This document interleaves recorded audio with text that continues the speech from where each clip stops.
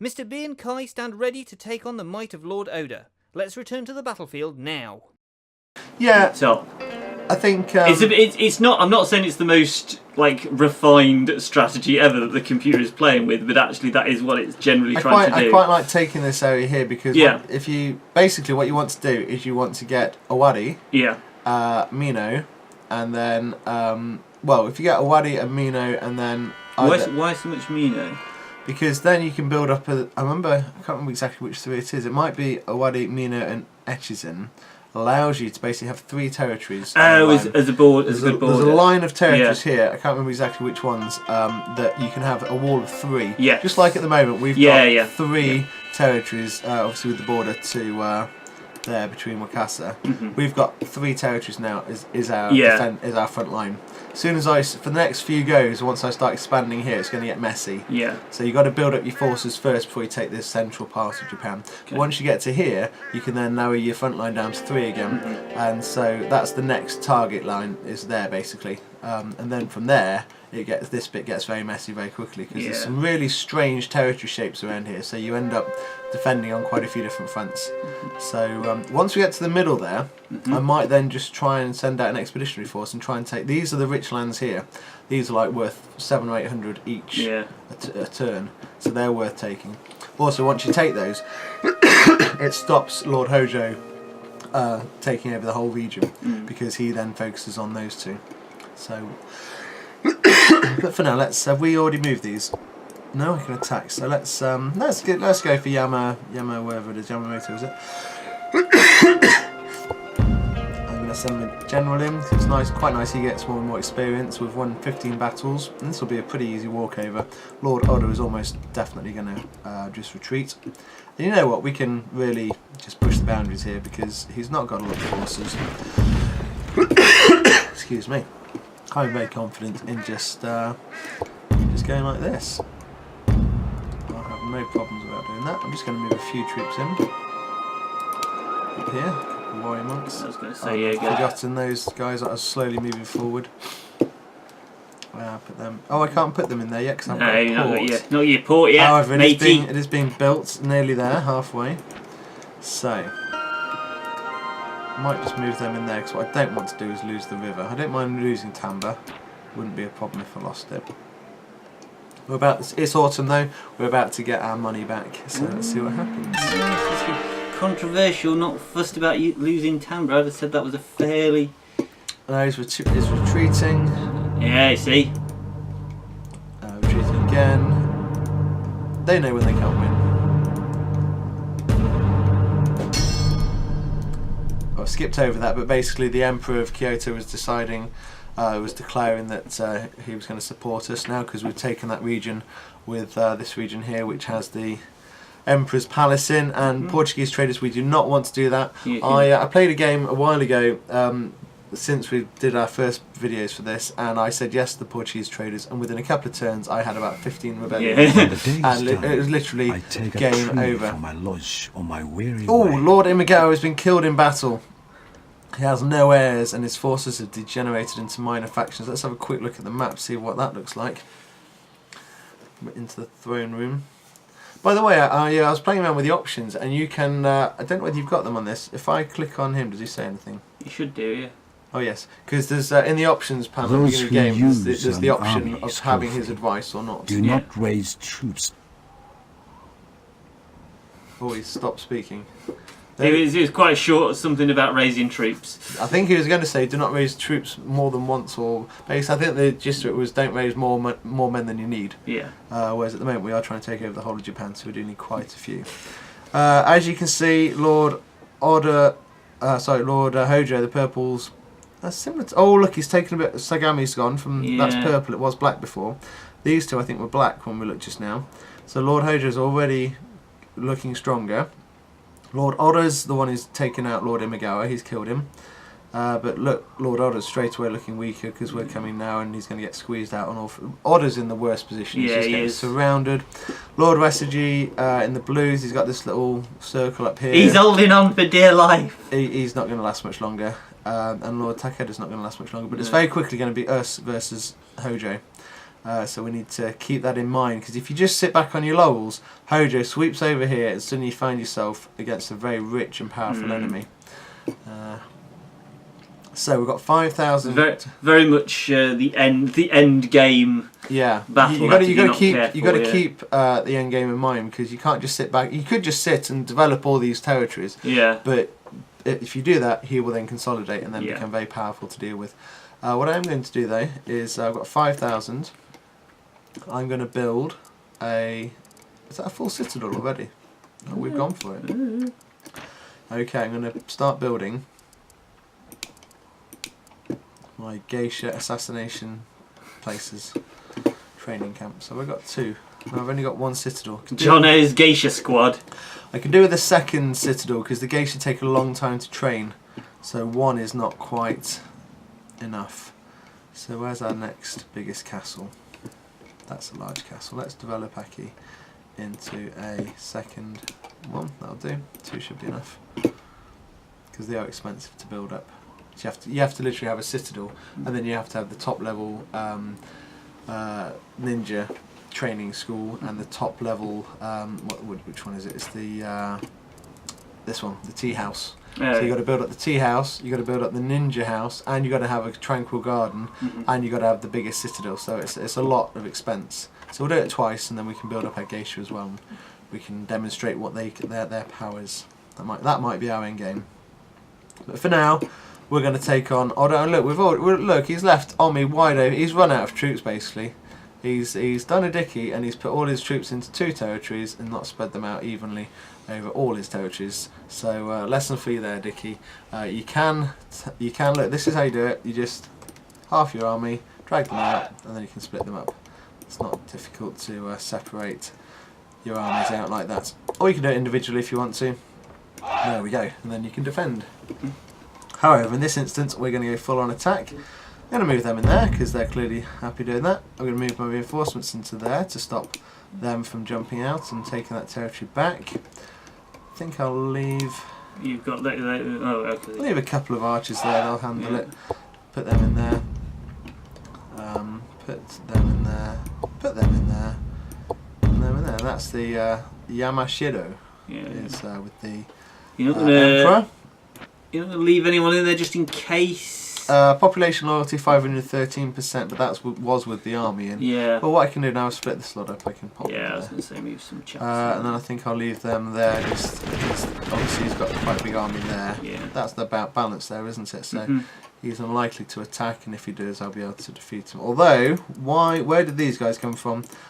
Rule number 2, never bother with the Ashigaru, because they are rubbish. Why have I got so many of them? You've probably just had them left over from the beginning. Yeah, maybe. You tend to use them early on, but they're not good troops. You don't really want them in your army. No.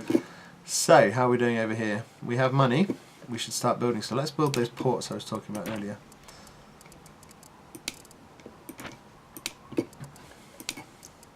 Because ports bring money.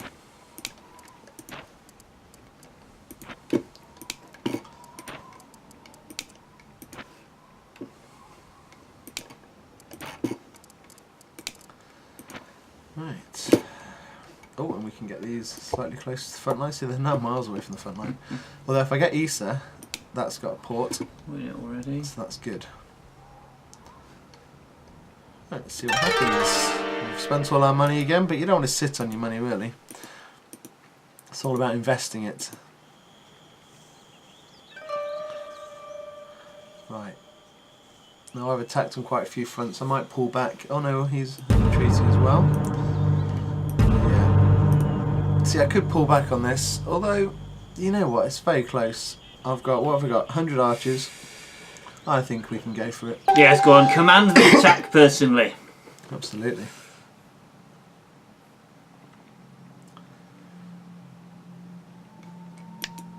Snow all day. I think we'll wait. Fine day. Wait, no, we'll attack on the fine day. Yeah. Alright, yeah, it's not a brilliant army, this is it. Well, how did that happen? Like, how did that happen? 5, 7, 6, 16, 6, 14, 6, 10, and I think I could get them to stand together. Right, guys, you need to amalgamate now, mid-battle. This is going to be a bit of a disaster. I can see us losing this one very Because he's losing this one purely by accident. well. Yeah, that's like the most ridiculous army ever. Okay, with any luck, they might attack us. Yeah, they are doing right. So we can get into a defensive position. In fact, excuse me, if they've got cavalry, we're going to get into the trees.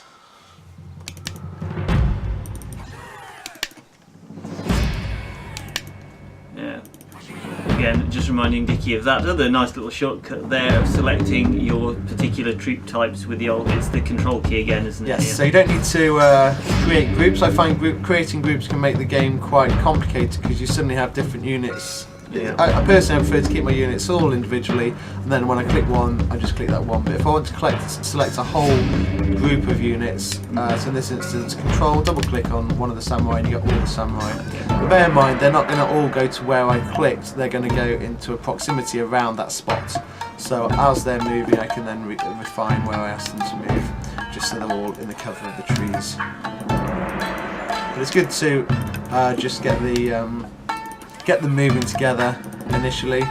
You know, if you want to cheat slightly, you can pause the game while you move your troops. I didn't want to do it then because it's a bit cheating when you're on a live game tutorial. But yeah, that's a good way of doing it. Just press the pause button. There you are, P. Move your troops, and then you can unpause it, and then your troops are where you want them to be. So I want my archers slightly further forward, because hopefully they're going to rain arrows on the cavalry as the cavalry approach. In fact, let's get the archers up here.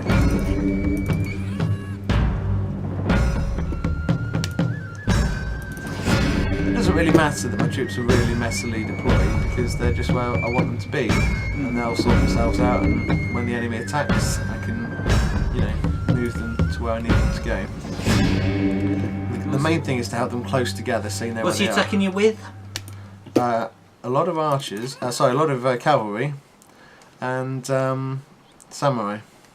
Okay. That is the danger. The 11 heavy cavalry. To be honest with you, I haven't got a chance, because that 11 heavy cavalry will destroy my army by itself. The only chance I have got is the trees. As I said earlier, the cavalry are hopeless uphill and in trees, and I've hidden at the top of the hill in trees. So that's the one chance I've got, and I'm now raining arrows down on that said cavalry. Obviously they've got two nice new units of samurai. Those 60 samurai are danger, they can attack me in the trees, but those Ashigaru, they're not a big threat. Oh, my archers are moving. I do not want them to move out. Yeah, exactly. I was going to say they're gonna move to follow. So yeah, just get them back.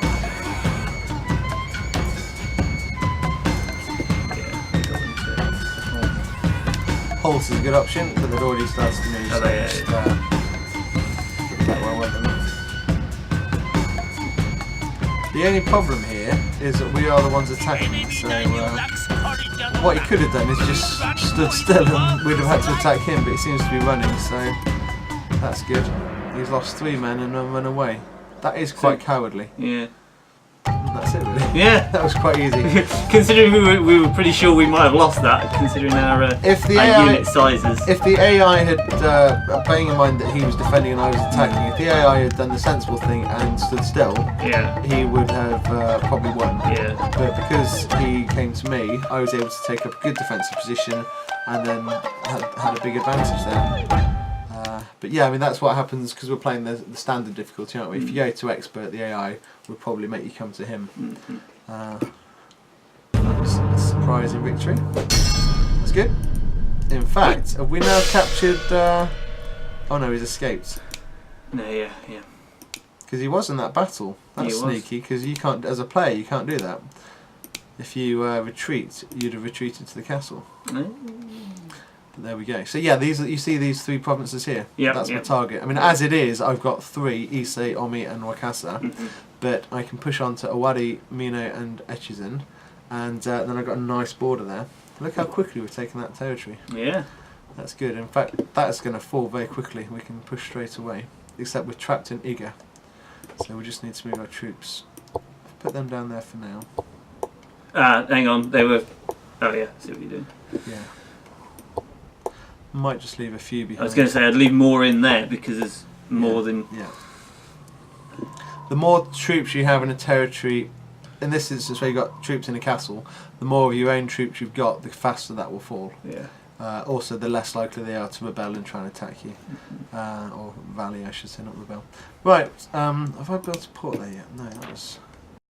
With Lord Oda looking like an easy target for Kai and Mr. B, is the Dickytorial drawing to a close? Find out in the next video. Thanks for checking out this, my first proper Let's Play with help from Mr. B from Mr. B's Ukulele channel. Please check out his channel, there's a link in the description down below. This video is done in support of Richard Yorke's Wargaming, where no wargame remains unplayed.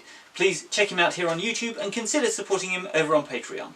If indeed you liked this Let's Play and would like to see me do more, please by all means hit the old like button, and if you'd like to see more of this mush, consider checking out the rest of the channel. I upload videos every Wednesday at 6 PM British Standard Time, and if you enjoyed them, why not consider subscribing? As always, Littles and Jelly Spoons, if you've made it to this part of the video, thanks very much for watching.